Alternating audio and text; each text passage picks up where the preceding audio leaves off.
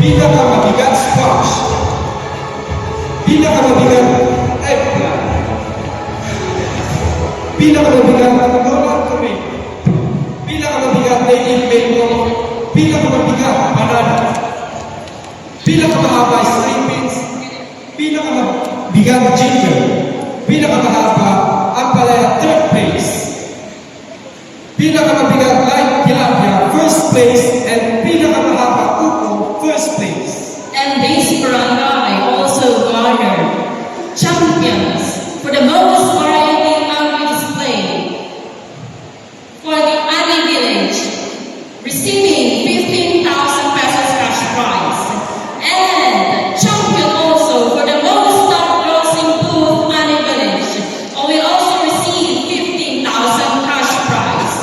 And now for the best Cervantes Awards, this barangay garnered the following awards: Most Healthy Barangay Champion, Best Nutrition Program Implementation Champion, Cleanest and Greenest Barangay, First Runner-Up, Most Child-Friendly Barangay, First Runner-Up, Best in IT Program Implementation, First Runner-Up. Congratulations, Barangay San Luis!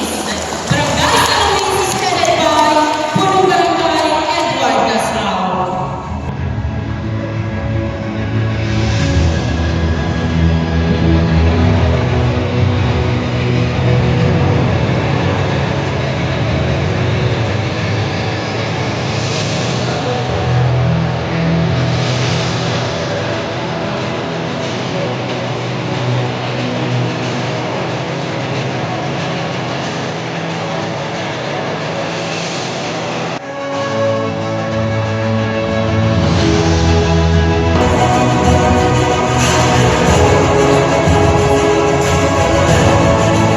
For the next quarter,